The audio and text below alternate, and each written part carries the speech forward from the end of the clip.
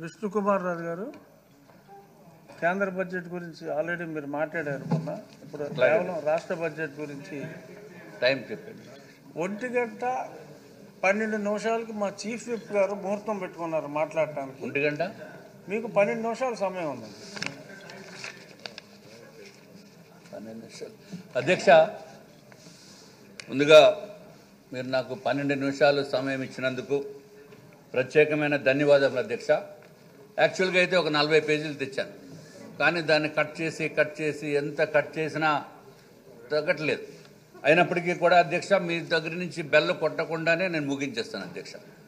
అధ్యక్ష, అందరికీ తెలియజేయవలసింది ఏంటంటే, ముఖ్యంగా మా వెలగపూడి రామకృష్ణ బాబు గారికి అధ్యక్ష, భారతీయ జనతా పార్టీ అంటే అసలు చాలామందికి మన సభ్యుల్లో కూడా మా స్ట్రెంగ్త్ ఏంటో తెలియనటువంటి పరిస్థితి ఉంది అధ్యక్ష. అరే అధ్యక్ష, మాకు భారతీయ జనతా పార్టీకి 1659 మంది ఎమ్మెల్యేస్ ఉన్నారు అధ్యక్ష భారతదేశంలో. అట్లాగే అధ్యక్ష, ఎన్ని రాష్ట్రాల్లో భారతీయ జనతా పార్టీ స్వతంత్రంగా అధికారంలో ఉందో తెలుసా అధ్యక్ష? 14 రాష్ట్రాలు అధ్యక్ష. అట్లాగే 7 రాష్ట్రాల్లో అలయన్స్ తోటి ఉన్నాం అధ్యక్ష, అది కూడా మన ఆంధ్ర రాష్ట్రం ఒకటి అధ్యక్ష. మిగిలిన 14 రాష్ట్రాల పేర్లు చెప్తే టైం అయిపోతుంది, కానీ ఊరికే మధ్యకు చెప్తాను. యూపీ, మహారాష్ట్ర, ఎంపీ, గుజరాత్ ఇవన్నిటిలో కూడా ఉన్నాం అధ్యక్ష. కాబట్టి ఈ స్ట్రెంగ్త్ ని చూసన్నా కొంచెం కన్సిడరేషన్ చేస్తే బాగుంటుందేమో అనేది మా యొక్క అభిప్రాయం అధ్యక్ష. బట్ ఎనీవే టైం లేదు కాబట్టి అధ్యక్ష, నెక్స్ట్ టైం మళ్ళీ ఇవ్వండి అధ్యక్ష. ఒక్క నిమిషం అధ్యక్ష. ఈ విషయం అధ్యక్ష, ఇప్పుడు ఆంధ్ర రాష్ట్ర ప్రజలు చేసుకున్న అదృష్టము కూటమి ప్రభుత్వాన్ని అధికారంలోకి తీసుకుని రావటం అంటే ఇదివరకు వాళ్ళు చేసిన తప్పుని మళ్ళీ సరిదిద్దుకున్నారు అధ్యక్ష. అంతకుముందు ప్రభుత్వం దుర్మార్గమైన ప్రభుత్వాన్ని ఎన్నుకొని రాష్ట్రాన్ని సర్వనాశనం చేసేసి అసలు ఎక్కడికో అసలు ఈ రాష్ట్రంలో బతకగలిగే పరిస్థితి ఉందా లేదా అనే సంశయం సృష్టించిన వ్యక్తి గౌరవ జగన్మోహన్ రెడ్డి గారు. వాళ్ళు టీము 11 మంది రాకపోవటం అనేది అది వాళ్ళ విచక్షణకే వదిలేస్తాం అధ్యక్ష. వాళ్ళ పేరు కూడా ఎక్కువ సార్లు మాట్లాడటం అనేది కరెక్ట్ కాదు అనే ఉద్దేశంతో మాట్లాడలేదు అధ్యక్ష. అధ్యక్ష, రాష్ట్రం ఎంతో క్లిష్టమైన పరిస్థితుల్లో, ఆర్థికంగా సర్వనాశనం అయిపోయిన పరిస్థితుల్లో ముందుగా రాష్ట్ర విభజనలోనే మనం నష్టపోయాము. అయిన తర్వాత మళ్ళీ చంద్రబాబు నాయుడు గారు ఎంతో కష్టపడి ఒక స్టేజ్కి తీసుకుని రావడం జరిగింది అధ్యక్ష రాష్ట్రాన్ని. తర్వాత వైకుంఠపాళిలో ఒక పాము ఉంటుంది అధ్యక్ష, పెద్ద పాము. అక్కడ పైకి 99 దగ్గరికి వెళ్ళేటప్పటికి మింగేస్తుంది అధ్యక్ష. అదేవిధంగా జగన్మోహన్ రెడ్డి గారు రాష్ట్రాన్ని ఆర్థిక పరంగా కానీ మొత్తం డెవలప్మెంట్ పరంగా కానీ సర్వనాశనం చేసిన వ్యక్తుల్లో చరిత్రలో మిగిలిపోతారు అధ్యక్ష జగన్మోహన్ రెడ్డి గారు. అధ్యక్ష, ఇంత ఆర్థిక పరిస్థితుల్లో ఇబ్బందుల్లో ఉన్నప్పటికీ కూడా గౌరవ ముఖ్యమంత్రి గారికి ఉన్నది ఏంటంటే అది తెలుసు అధ్యక్ష. ఇందాక మా మిత్రులు కూడా చెప్పారు, ఒక క్రైసిస్ నుంచి ఆపర్చునిటీ తీసుకురావటం, ఒక క్రైసిస్ నుంచి కూడా ఆపర్చునిటీ సృష్టించడానికి ఆయనకున్న అనుభవము, నేర్పరితనము, విజన్ అధ్యక్ష. అట్లాగే ఈరోజు అధ్యక్ష, మనం 2025-26 బడ్జెట్లో ఈ 5 ఇయర్స్లో కూడా లాస్ట్ 5 ఇయర్స్లో అధ్యక్ష నీతి ఆయోగ్ కూడా చెప్పింది ఈ రాష్ట్రాన్ని సర్వనాశనం చేసేసింది లాస్ట్ గవర్నమెంట్ అని చెప్పి అధ్యక్ష. ఇటువంటి పరిస్థితుల్లో కూడా మన బడ్జెట్ మొత్తము 3,22,000 కోట్ల రూపాయలకి మనం కేటాయించుకోవటము, దాంట్లో రెవెన్యూ రిసిప్ట్స్ 2,17,000 కోట్ల అధ్యక్ష సుమారు. దీంట్లో అధ్యక్ష ముఖ్యంగా ఈ ఫిగర్స్లోకి నేను వెళ్ళదలుచుకోలేదు. కేంద్ర ప్రభుత్వము సెంట్రల్ ట్యాక్సెస్ నుంచి, గ్రాంట్ ఇన్ ఎయిడ్స్ నుంచి 89,850 కోట్ల రూపాయలు వస్తుంది అధ్యక్ష. I'm repeating 89,850 crores. మన స్టేట్ రెవెన్యూ 1,09,006 కోట్లు మాత్రమే అధ్యక్ష. అలాగే నాన్ ట్యాక్స్ రెవెన్యూ ఇవన్నీ కలిపితే అధ్యక్ష మనకు వచ్చే రెవెన్యూ 1,28,125 కోట్ల అధ్యక్ష. టోటల్ ఎక్స్పెక్టెడ్ రెవెన్యూ ఇవన్నీ చూసే అధ్యక్ష ఏది ఏమైనా అధ్యక్ష మనకి క్యాపిటల్ రిసీప్ట్స్ అంటే లోన్స్ నుంచి మనం తీసుకురావాల్సిన పరిస్థితి 1,04,000 కోట్లు ఉంది అధ్యక్ష. ఏది ఎంత చూసినా అధ్యక్ష ఈ బడ్జెట్లో కూడా ఇన్ని ఇబ్బందుల్లో ఉన్నప్పటికీ కూడా అధ్యక్ష గౌరవ ముఖ్యమంత్రి గారు అట్లాగే మన పయ్యావుల కేశవల్ గారు ఈ క్యాపిటల్ ఎక్స్పెండిచర్కి 40,635 కోట్ల రూపాయలు కేటాయించడం జరిగింది అధ్యక్ష. That is a good sign అధ్యక్ష. అట్లాగే ఎడ్యుకేషన్కి అధ్యక్ష 31,806 కోట్ల రూపాయలు అంటే చిన్న విషయం కాదు అధ్యక్ష. అట్లాగే హెల్త్ ఆరోగ్య శాఖ మంత్రి గారు ఉన్నారు, 19,265 కోట్లు కేటాయించారు అధ్యక్ష. అధ్యక్ష ఎప్పుడు కూడా విద్యా వ్యవస్థని ప్రక్షాళన చేయవలసిన అవసరం ఉంది ఇప్పుడు.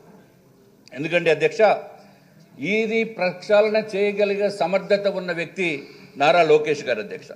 డెఫినెట్గా ఆయన ఈ పాడుపడిపోయిన పరిస్థితి నుంచి మంచి పరిస్థితి తీసుకొచ్చే ఆయనకి అవకాశం ఉంది అధ్యక్ష. ఆయనకు ఒక అద్భుతమైన అవకాశం. తప్పనిసరిగా నెక్స్ట్ జనరేషన్లో వచ్చే పిల్లలందరూ కూడా నారా లోకేష్ గారిని గుర్తుపెట్టుకునే విధంగా వారు చేస్తారు అధ్యక్ష. ఇదివరకు జగన్మోహన్ రెడ్డి గారు సిబిఎస్ఈ అని తెలుగు మీడియం నుంచి ఇంగ్లీష్ మీడియంకి మార్చి రకరకాల ఇబ్బందులకు గురి చేశారు. అక్కడేమో టీచర్స్ ఏమో తెలుగులో నేర్చుకున్న వాళ్ళని తీసుకెళ్లి ఇంగ్లీష్ మీడియంలో చెప్పమనేవారు. అర్థం కానటువంటి గందరగోళ పరిస్థితి అధ్యక్ష. తర్వాత సిబిఎస్ఈ అన్నారు, దాని తర్వాత మళ్ళీ బైజూస్ అన్నారు, అదేంటో మళ్ళీ టోఫిల్క్ అని చెప్పి రకరకాల ఇబ్బందులు. అసలు జగన్మోహన్ రెడ్డి గారు హయాంలో సృష్టించిన అరాచకము దారుణమైన అరాచకం అధ్యక్ష. ఇది ఆర్థికపరమైన అరాచకం కాదు, కానీ దారుణమైన ఎడ్యుకేషనే మనకు ఆఖరికి మిగిలేదు అధ్యక్ష.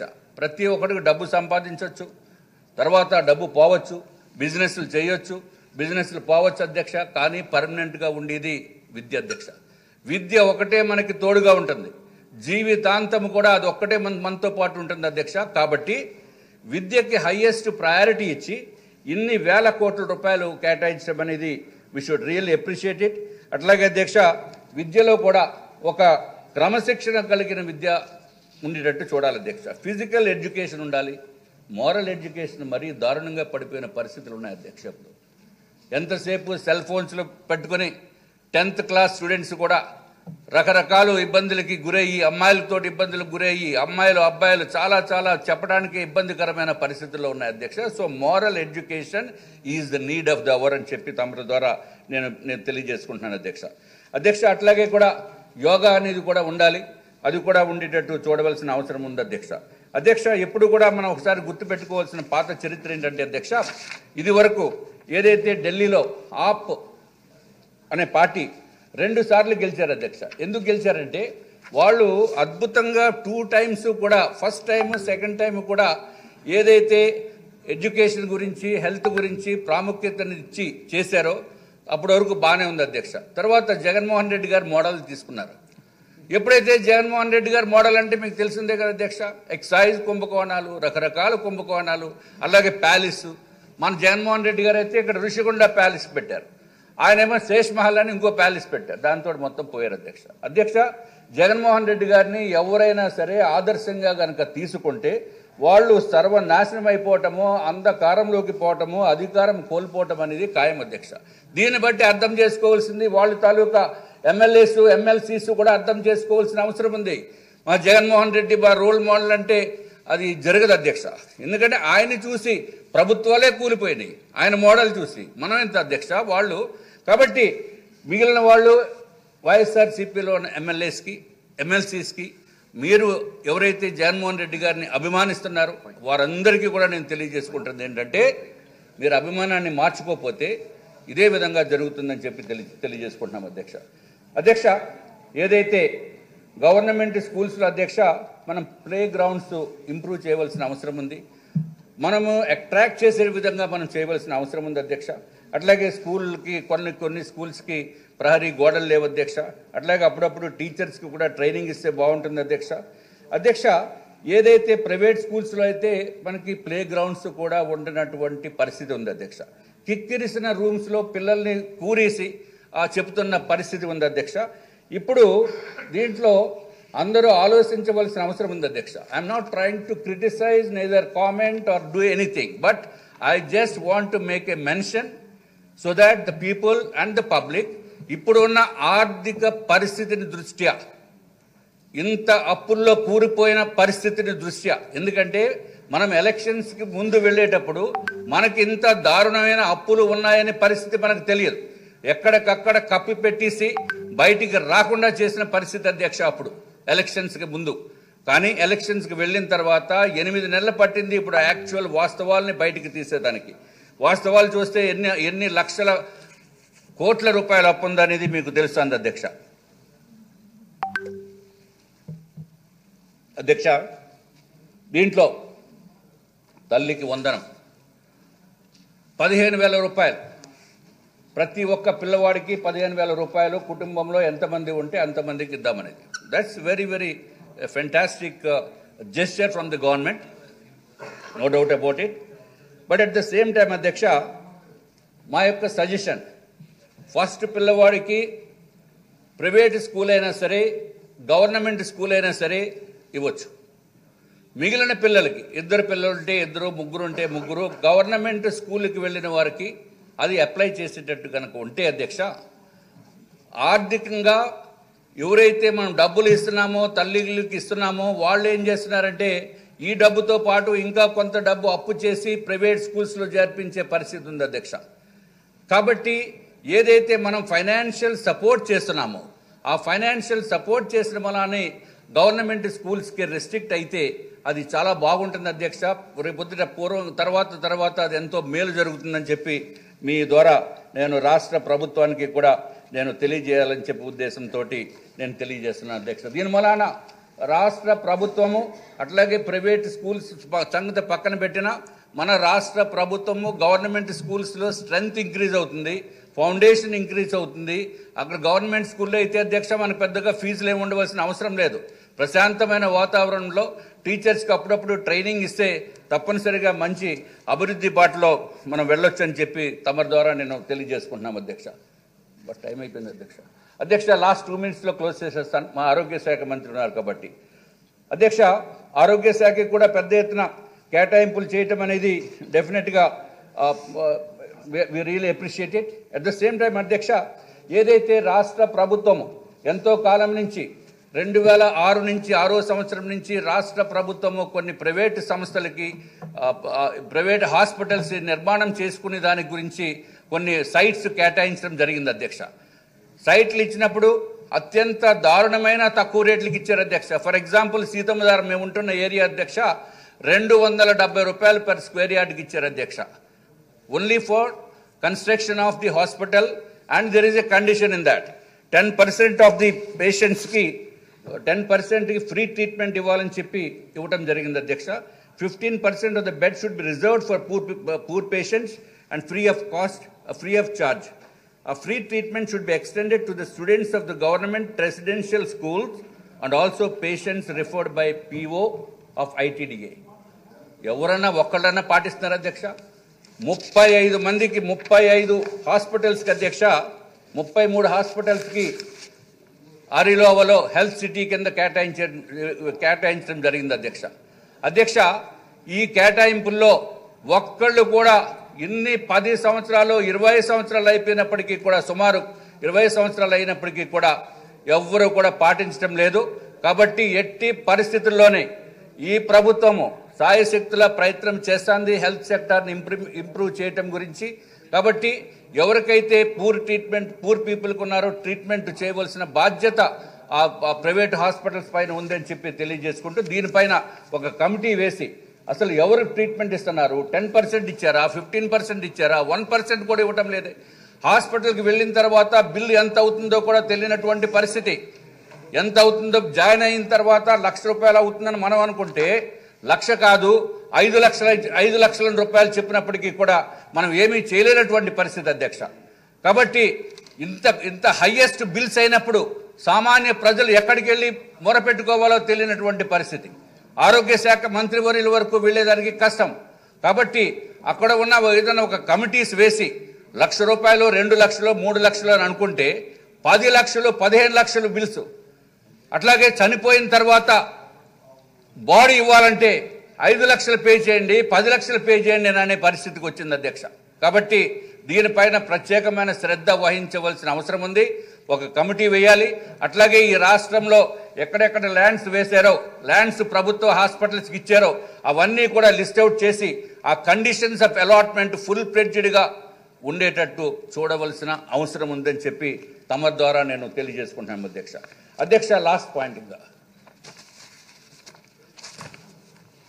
అధ్యక్ష, పర్యాటకము అది ఒక అద్భుతంగా వర్డ్. పర్యాటక రంగానికి కూడా ఈసారి 469 కోట్ల రూపాయలు కేటాయించడం జరిగింది అధ్యక్ష.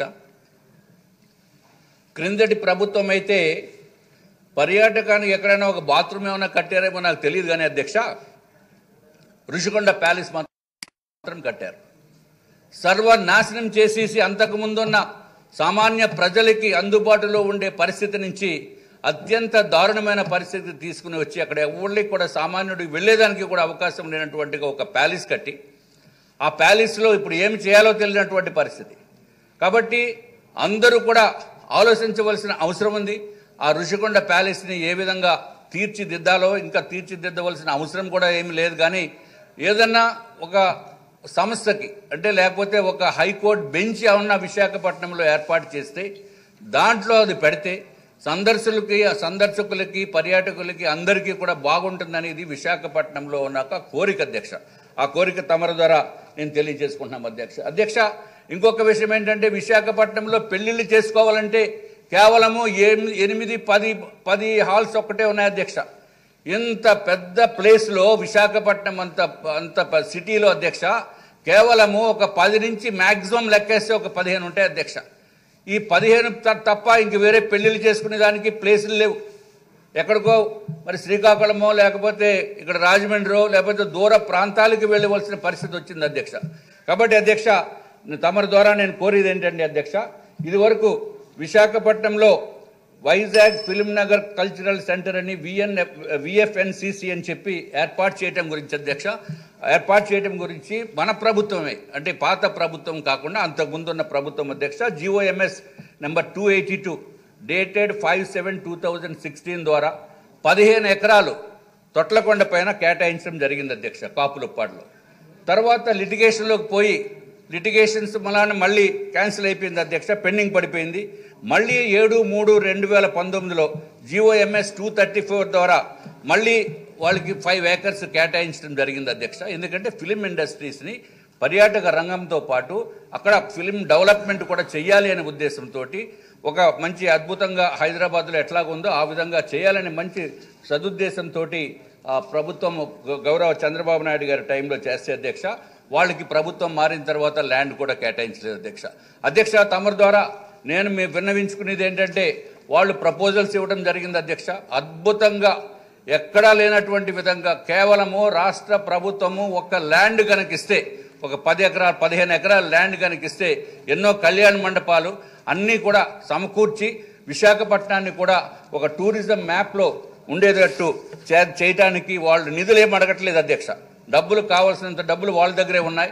అన్నీ కూడా వాళ్లే పెట్టుకుని అన్ని విధాలుగా సౌకర్యవంతంగా ఒక పేరు ప్రఖ్యాతులు తెచ్చే విధంగా వాళ్ళు కూడా చేసే ప్రయత్నం ఉంది అధ్యక్ష. కాబట్టి రాష్ట్ర ప్రభుత్వం తప్పనిసరిగా ఏదైతే ఫిల్మ్ నగర్ కల్చరల్ సెంటర్కి ఉందో వాళ్ళకి అంతకుముందు ఏదైతే 15 ఎకరాలు ఇస్తున్నారో అదేవిధంగా ఇప్పుడు కూడా కేటాయించి వాళ్ళకి అక్కడ విశాఖపట్నానికి ఒక అద్భుతంగా ఉండేటట్టు చేయవలసిన బాధ్యత తమరి ద్వారా అందరు ఎమ్మెల్యేస్కి ఉంది అని చెప్పి మేము విన్నవించుకుంటూ మరి ఒక్కసారి టైము దాటిపోయిందేమో కొంచెం, మరి ఒకసారి మీకు ధన్యవాదం తెలియజేసుకుంటున్నాం అధ్యక్ష. నమస్కారం.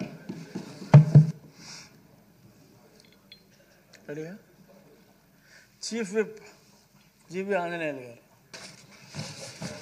ఎందుకంటే ఆయన ముహూర్తం చూసుకునే మాట్లాడారు.